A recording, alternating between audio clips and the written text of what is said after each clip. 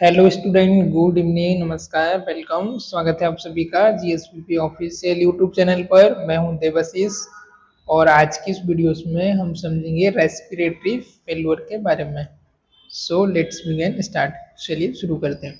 Respiratory failure is a condition which respiratory system fail in one और both of its gas exchange function, oxygenation and carbon dioxide elimination. All right. So क्या होता है respiratory failure? एक आपकी condition है जिसमें क्या होता है आपका रेस्पिरेटरी सिस्टम फेल हो जाता है, आपका प्रॉपर तरीके से आपका वर्क हो, आपका जितना वर्क करना चाहिए वैसा वर्क नहीं करता है, सिस्टम वो कोलेप्स हो जाता है, फेल हो जाता है। वन और बोथ गैस एक्सचेंज, जैसे कि आपकी CO2 और O2 दोनों गैस के बीच आपका एक्सचेंज नहीं होना या फिर एक गैस के बीच आपका एक्सचेंज नहीं हो पाना, आपका सिस्टम जो फेल हो जाता है, आपका फंक्शनिंग नहीं कर पाता है, सेसिस हो जाता है, स्टॉप हो जाता है, दैट इज आपका respiratory failure.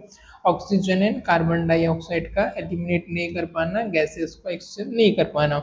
It can result from the variety of disease affecting airway, lungs, chest वाल एंड रेस्पिरेटरी मसल्स। ओके, तो इट कैन बी रिजल्ट किसकी वजह से आपको हो सकता है? वैरायटी ऑफ डिसीज की वजह से हो सकता है, जैसे कि आपका हो गया अफेक्टिंग, जो कि आपके एयरवे को अफेक्ट करती है, लंग्स को अफेक्ट करती है, चेस्ट वॉल को, और रेस्पिरेटरी डिसीज को और रेस्पिरेटरी मसल्स को जो स्पेशली अफेक्ट करती हैं। COPD हो गया, अस्थमा हो गया, क्रोनिक एम्फाइसेमा हो गया, पल्मोनरी एम्बोलिज्म हो गया।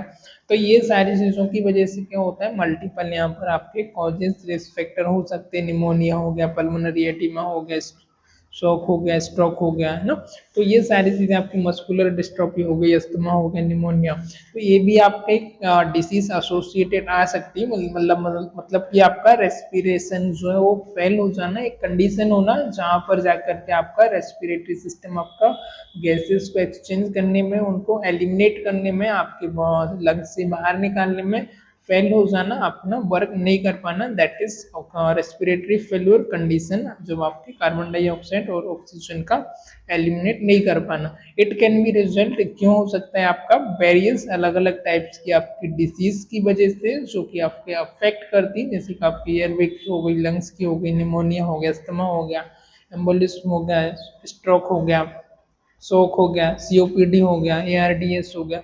तो दैट इज आपकी डिसीज हो सकती है जो कि आपकी रेस्पिरेटरी मसल्स को अफेक्ट करती है स्पेशली।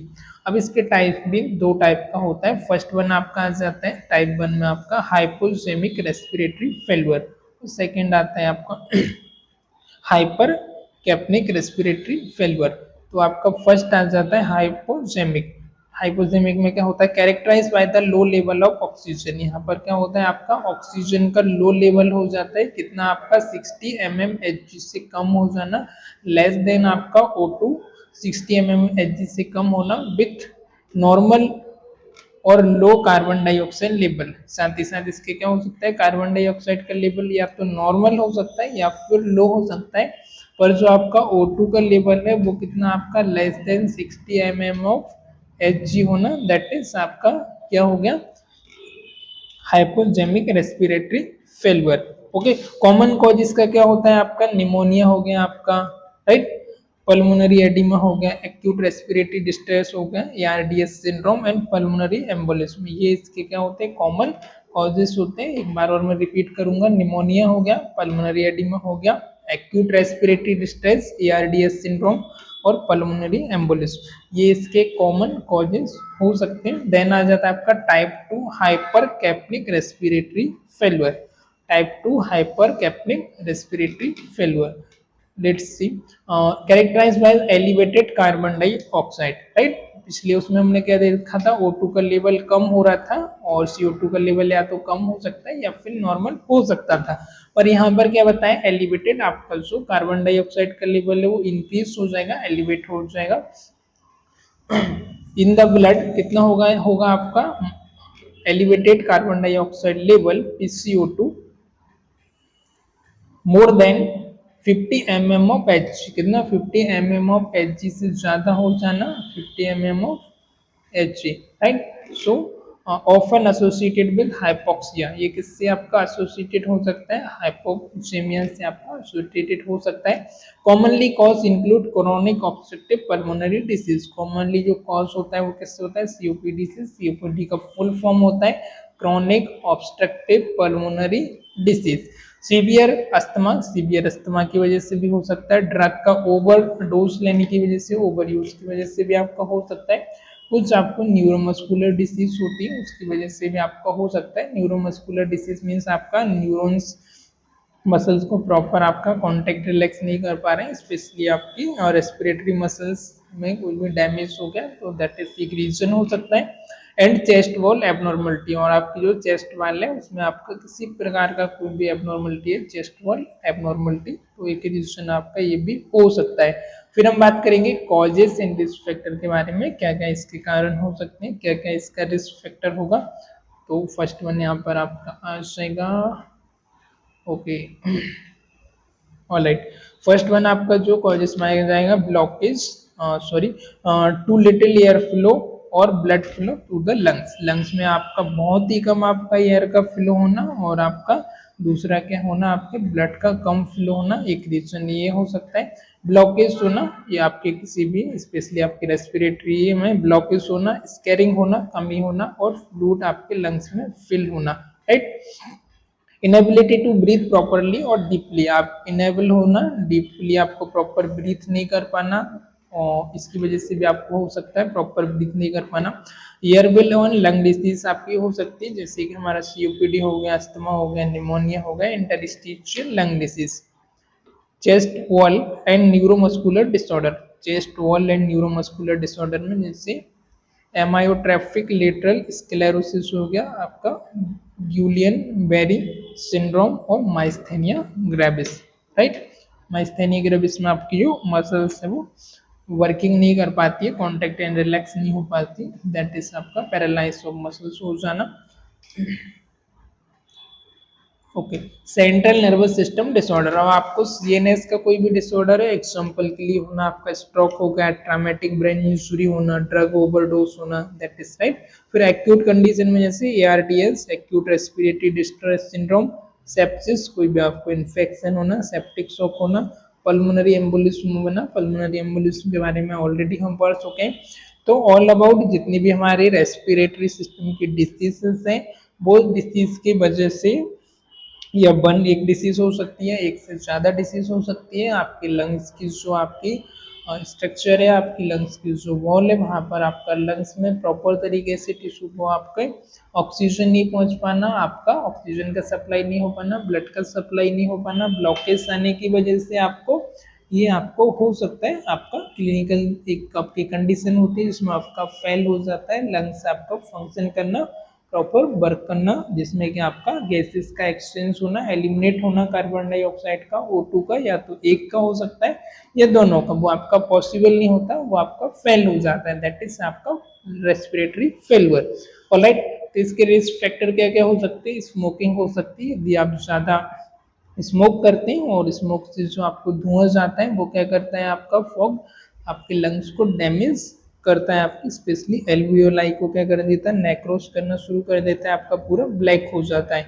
फिर क्रोनिक लंग डिसीज, पहले से आपको कोई लंग डिसीज है, एग्जाम्पल के लिए आपके सीओपीडी वगैरह हो गया, निमोनिया हो गया, अस्थमा हो गया, ऑलराइट। फिर इम्यूनो सप्रेसिव, ऐसे पर्सन जिनका इम्यून सिस्टम वीक है, इम्यून सिस्टम सप्रेस है, उनको भी चांसेस ज़्यादा रहते हैं। Risk factor obesity, advance age यदि ज़्यादा है अबव 60, न्यूरोमस्कुलर डिसऑर्डर जैसे माइस्थेनिया ग्रेविस हो गया, मसल्स का कोई भी आपको डिसऑर्डर होना, दैट इज एक रीजन हो सकता है। ARDS, acute respiratory distress syndrome, pneumonia, heart attack, COPD, ये सारे आपके रिस्क फैक्टर हो सकते हैं। अदर आ जाएगा पल्मोनरी एडिमा होना, हार्ट फेल्यूर होना, ड्रग और alcohol overuse, asthma, pulmonary embolism, shock, stroke, exposure to lung irritant और प्रीमेच्योर बेबी, राइट। ये सारे इसके क्या हो गए रिस्क फैक्टर। अब बात करेंगे क्लिनिकल मैनिफेस्टेशन में, मीन साइन एंड सिम्टम। तो फर्स्ट वन आ जाएगा dyspnoea, mean shortness of breath, breathing की कमी होना, शॉर्टनेस ऑफ ब्रीथ होना। टेकिपनिया, रैपिड आपका ब्रीथ होगा, बहुत जल्दी जल्दी आपकी ब्रीथ हो जाएंगी, मोर देन आपकी 25-26 के अबव चली जाएगी, दैट इज एबनॉर्मल आपका ब्रीथ होना। और फिर अगला आप यहाँ पर हम देखेंगे use of accessory muscles to breathe. अब जो हमारी नॉर्मल ब्रीथ होती है उसमें हम किसका डायफ्राम मसल्स का ही यूज करते हैं, नॉर्मल हमको विजिबल नहीं होता। पर आपका एबनॉर्मल ब्रीथ होगा तो आपकी जो एब्डोमिनल की मसल्स है उसका भी हमको यूज होगा, और जब आप इंस्पेक्ट करेंगे, फिजिकल आप एग्जामिनेशन करेंगे, ऑब्जर्व करेंगे, तो आपको वो प्रॉपर तरीके से दिखाई देगी। Okay, so hope you understand.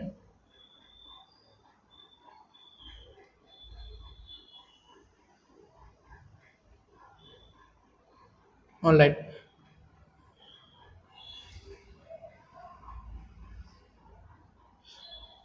अगला आ जाएगा आपका साइनोसिस। साइनोसिस मीन्स आपका ब्लूइश डिस्कलरेशन ऑफ स्किन। अब सिंपल सी बात है कि आपके अलग अलग बॉडी के जो टिश्यू है, ऑर्गन है, उनको ऑक्सीजन नहीं पहुंच पा रहा है, प्रॉपर मात्रा में ऑक्सीजन नहीं जा रहे हैं, तो आपको वहां पर क्या होगा, आपकी स्किन में ब्लूइश डिस्कलरेशन हो जाएगा। Altered mental status, confusion and lethargy. Another symptoms क्या होगा, आपका मेंटल स्टेटस वो अल्टर्ड हो जाएगा, जैसे कंफ्यूजन होना, लेथार्जी होना। ठीक है, तो ये आपका एक रीजन हो जाएगा। अगला आ जाएगा आपका टेक की कार्डिया। आपकी जो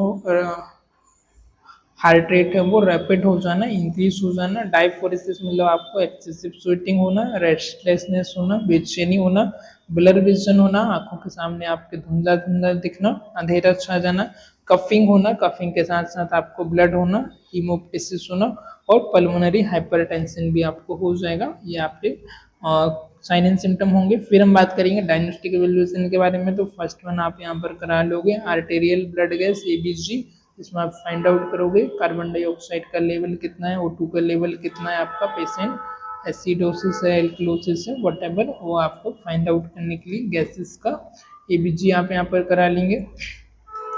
अगला टेस्ट आपका मेजर, क्यों कराना है हमको, मेजर O2 और PO2 का लेवल, पीएच को एक्सेस करने के लिए, असेस करने के लिए, ऑक्सीजन एंड वेंटिलेशन स्टेटस के लिए। फिर अगला आप कराएंगे chest x ray, identify possible causes, जैसे निमोनिया वगैरह तो नहीं है, पल्मोनरी एडिमा तो नहीं है, न्यूमोथोरेक्स तो नहीं है, ये सारे को रूल आउट करने के लिए आप ये एक्सरे करा सकते हो। पल्मोनरी फंक्शन टेस्ट करा सकते हो आप, जिससे कि आपको स्टेटस पता चलेगा लंग्स का capacity. evaluate lung capacity and air flow to diagnose underlying condition, electrocardiogram। Okay, दूसरा आप क्या करेंगे, evaluate करेंगे लंग की कैपेसिटी, डायग्नोज करेंगे अंडरलाइंग कॉजेस को, ईसीजी करा सकते हैं हम। रूल आउट कार्डियक, क्यों कराना है, rule out cardiac causes of respiratory distress. Computed tomography, CT scan आप करा सकते हो, डिटेल आपको स्टडी के लिए, डायग्नोज करने के लिए, condition like pulmonary embolism etcetera, जो कि रेयरली आपका सॉरी जो कि आपका एक्सरे में कभी कभी विजुअल नहीं हो पाता है, राइट। तो यू कैन गो फॉर सीटी एंड ऑल्सो एमआरआई। और नेक्स्ट आ जाएगा आपका मैनेजमेंट। अभी आप इसे कैसे मैनेज करोगे, तो फर्स्ट आ जाएगा आपका ऑक्सीजन थेरेपी, राइट। आपको ऑक्सीजन जो भी आपका नेजल कैनुला है, या आपका फेस मास्क है, या हाइफ्लो मास्क है ना, आप अकॉर्डिंग टू कंडीशन, आप सिचुएशन के अकॉर्डिंग आप पेशेंट को पुट ऑन कर सकते हो। एडुकेट आपका पेशेंट ऑक्सीजन जाना चाहिए, नेसेसरी है तो आप पेशेंट को वेंटिलेट भी कर सकते हो। फिर आ जाएगा mechanical ventilation, non invasive ventilation. First में आपका नॉन इन्वेसिव वेंटिलेशन आ जाएगा, जैसे आपका सीपैप या बाईपैप का यूज कर सकते हो। और इन्वेसिव वेंटिलेशन जो कि आप इंटूबेट करके एंडोट्रेकियल ट्यूब डाल करके कर सकते हो इफ द सीवियर केस में, जहाँ तक पॉसिबल हो। नॉन इन्वेसिव से आपको कवर करने नहीं होता है, फिर आपको you can go for ventilation endotracheal tube, that is invasive ventilation, जो कि हम एंडोट्रेकियल ट्यूब इंसर्ट करते हैं, पेशेंट को इंटूबेट करते हैं।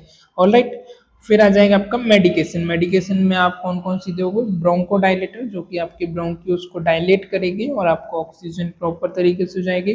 कॉर्टिकोस्टेरॉइड दोगे आप, एंटीबायोटिक दोगे आप फॉर इन्फेक्शियस है तो, डायूरेटिक दोगे फॉर पल्मोनरी एडिमा, यदि पल्मोनरी एडिमा है तो आपको डायूरेटिक, और पल्मोनरी हाइपरटेंशन में डायूरेटिक मेडिसिन दोगे जो कि फ्लूइड को आपके बाहर निकालेगी बॉडी से, राइट। फिर ट्रीटिंग अंडरलाइंग कॉजेस, जो भी आपके अंडरलाइंग कॉज है आपको उसको भी ट्रीट करना होता है। Management for primary condition you causing respiratory failure, जैसे कि आपका एंटीबायोटिक फॉर निमोनिया, निमोनिया है तो उसके लिए antibiotic, anticoagulant for pulmonary embolism, pulmonary embolism की वजह से यदि आपको रेस्पिरेटरी फेलियर हुआ है तो आप एंटीकोगुलेंट देंगे, निमोनिया की वजह से हुआ तो आप यहाँ पर एंटीबायोटिक देंगे, है ना। तो फर्स्ट वन आपको अंडरलाइंग कॉजेस क्या है उसको आपको फाइंड आउट करना होगा किस रीजन की वजह से आपको रेस्पिरेटरी फेलियर हुआ है, राइट। देन आ जाएगा एंश्योरिंग एडिक्वेट न्यूट्रिशन ना, पेशेंट को आपको एंश्योर करना है, आपको सुनिश्चित करना है कि आपका एंश्योर न्यूट्रिशन होना चाहिए, प्रॉपर आपका हाइड्रेशन होना चाहिए, मैनेजिंग को एग्जिस्टिंग कंडीशन, जो भी आपकी को एग्जिस्टिंग कंडीशन है उसको आपको प्रॉपर तरीके से मैनेज करना है। Then rehabilitate pulmonary rehabilitation program, improve respiratory function and overall health, effective management of respiratory failure often require a multidisciplinary approach involving respiratory therapist, pulmo, pulmonologist, intensivist and other healthcare professional. All right. तो completely आपको respiratory function overall जो आपकी health है उसको आपको effective तरीके से manage करना है। आपको मल्टी डिसिप्लिनरी अलग अलग आप अप्रोच से कर सकते हैं, जैसे कि रेस्पिरेटरी जो थेरेपिस्ट रहते हैं, पल्मोनोलॉजिस्ट हैं, इंटेंसिविस्ट हैं, उनकी आप यहाँ पर प्रोफेशनल्स की हेल्प ले करके और इसको आपको प्रॉपर तरीके से मैनेज करना है, सिम्टोमेटिक ट्रीटमेंट करना है, अंडरलाइंग जो कॉजेज है आपको इसको ट्रीट करना है। तो जो फर्स्ट हमारा यहाँ पर ज़्यादा प्राइमरी फोकस रहेगा वो आपको रिकवर पे रहेगा और आपको सिम्टोमेटिक मैनेजमेंट करना है, जैसे कि आपको शॉर्टनेस ऑफ ब्रीथ है तो ऑक्सीजन की यहाँ पर एक्सेसिव यहाँ पर रिक्वायरमेंट रहेगी, रेस्पिरेटरी आपका रेट चेक करना, रेस्पिरेशन चेक करना, पेशेंट का ब्रीथिंग पैटर्न चेक करना, आपको सेलो ब्रीथ है, डीप ब्रीथ है ना, एक्स्ट्रा एफर्ट देने की जरूरत पड़ रही है पेशेंट का, नॉर्मल आपका ब्रीथ हो रहा है। सो एक बार हम इसको सम ऑफ करना चाहें अगर, तो आपका रेस्पिरेटरी फेलियर का एक कंडीशन है जिसमें आपका रेस्पिरेटरी सिस्टम जो फेल हो जाता है, इसमें आपका वन गैस एक्सचेंज फेल हो सकता है या दोनों आपकी गैसेस एक्सचेंज करने में, एलिमिनेट करने में फेल हो सकता है, ऑक्सीजन और कार्बन डाइऑक्साइड। ये आपके अलग अलग वेराइटी ऑफ डिसीज की वजह से हो सकता है, एयरवे के डिसीज की वजह से, लंग्स की डिसीज की वजह से या चेस्ट वॉल के डिसीज की वजह से, जैसे कि पल्मोनरी एम्बोलिज्म हो गया, निमोनिया हो गया, अस्थमा हो गया, ARDS हो गया, पल्मोनरी एडिमा हो गया, राइट, हार्ट अटैक हो गया, शॉक हो गया, स्ट्रोक हो गया, मस्कुलर डिस्ट्रोफी, ये सारे आपके रीजन हो सकते हैं।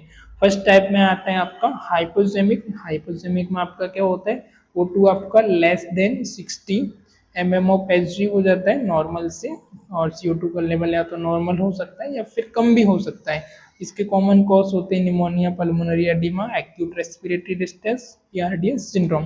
टाइप 2 में आता है हाइपर कैपेनिक रेस्पिरेटरी फेलियर, जिसमें आपका कैरेक्टराइज में कार्बन डाइऑक्साइड का लेवल ब्लड में क्या हो जाता है, less more than 50 mm of Hg और ऑफन एसोसिएटेड आपका 50 mm Hg से ज़्यादा हो जाना, दैट इज आपका CO2 का एसोसिएटेड हो सकता है आपका कॉमन COPD से, ड्रग का ओवरड्यूज डोज की वजह से, अस्थमा की वजह से, न्यूरोमस्कुलर डिसीज की वजह से आपको हो सकता है।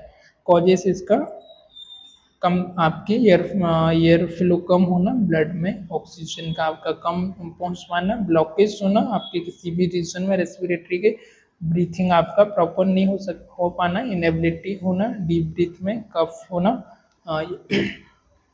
एयरवे लंग डिसीज, COPD होना, निमोनिया होना, इंटरस्टिशियल डिसीज होना, दैट इज रीजन हो सकता है, स्क्लेरोसिस होना, माइस्थेनिया ग्रेविस होना, सेंट्रल नर्वस सिस्टम डिसऑर्डर होना, स्ट्रोक हो गया, ट्रामा हो गया, ब्रेन इंजरी हो गया, ओवरडोज हो गया, ये रीजन आ जाएगा।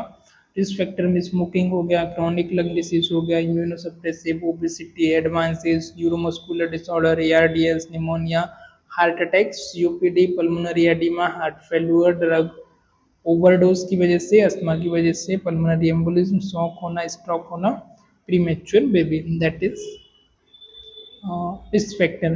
क्लिनिकल मैनिफेस्टेशन में शॉर्टनेस ऑफ ब्रीथ, टेकिकार्डिया होना, use of accessory muscle, cyanosis होना, altered mental status, tachycardia, diaphoresis, restlessness, blurred vision, blood with cough, cough with blood, pulmonary hypertension, diagnostic relation में ABG, chest x-ray, pulmonary function test, electrocardiogram और computed tomography, CT scan. Management oxygen therapy, mechanical ventilation और medication. Medication में bronchodilator, corticosteroid, antibiotic और diuretic, okay, BiPAP, CPAP, और इससे भी काम नहीं चलता है फिर आपका एंडोट्रेकियल इन्वेसिव मैकेनिकल वेंटिलेशन।